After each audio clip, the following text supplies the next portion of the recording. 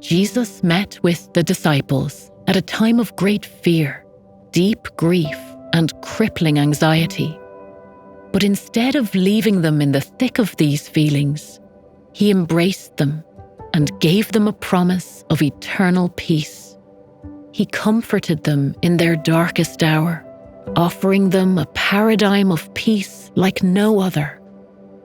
Because of what Christ did for us on the cross, we too can live in the promise of this peace and the hope it gives us each day afresh. This story is inspired by the biblical account of Jesus' disciples and their encounter with the resurrected Jesus.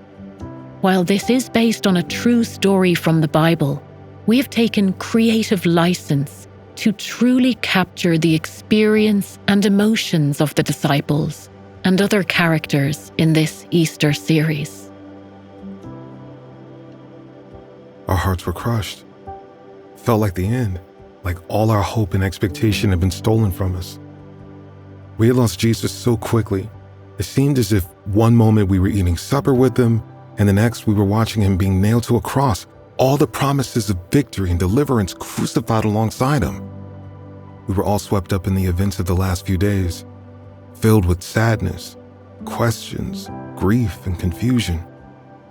We were also terrified. We knew that the Jewish leaders were on the lookout for us, ready to punish us for following Jesus and encouraging his teachings. They were out to get us, and we all knew it.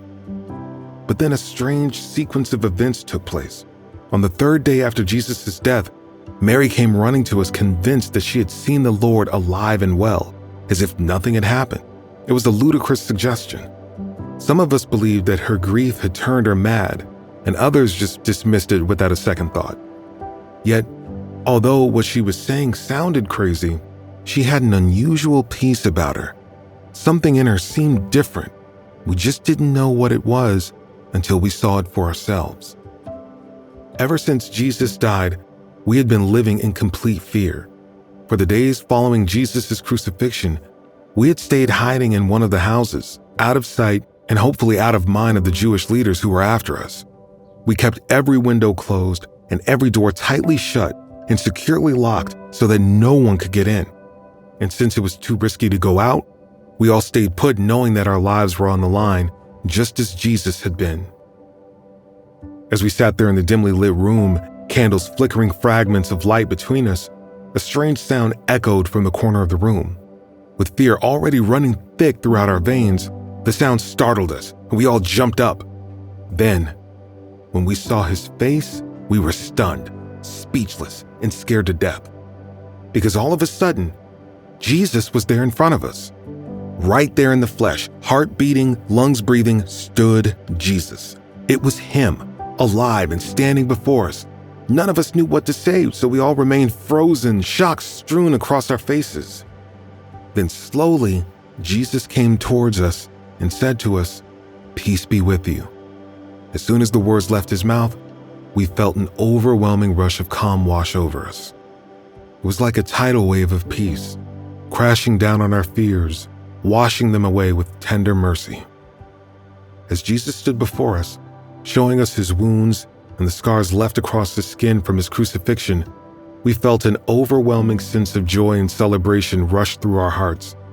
We couldn't get our heads around it. After all, we'd seen him die with our own eyes. Yet we clung on to Jesus with gratitude and awe. And as he saw the relief spread across our faces, he said to us again, "Peace be with you, for just as the Father has sent me, I am sending you." I can't express what joy those words brought to each of us. This promise of peace in the midst of our fear and the comfort of his words in the thick of our anxiety. Then Jesus told us to receive his Holy Spirit, who he said would always be there with us. And he told us to forgive our brothers and sisters so that their sins may be forgiven. As Jesus stood there with us, his presence melted away the fear that held us so tightly in its grip. Instead of worrying about who was after us, we were comforted by who stood before us. Our friend and our teacher, the one who defeated death and laid all sin to rest, the one who promised peace and followed through on his word, bringing it in abundance and giving so freely. There is no way to describe the love we felt standing there with Jesus. He met us in the thick of our fear, and he stood with us in our darkest moment. He gave us a paradigm of peace, a life-changing reminder that even in the midst of fear and uncertainty, doubt and despair, he is there. For not even the grave could keep him from bringing his love, his mercy, and his peace to those who love him.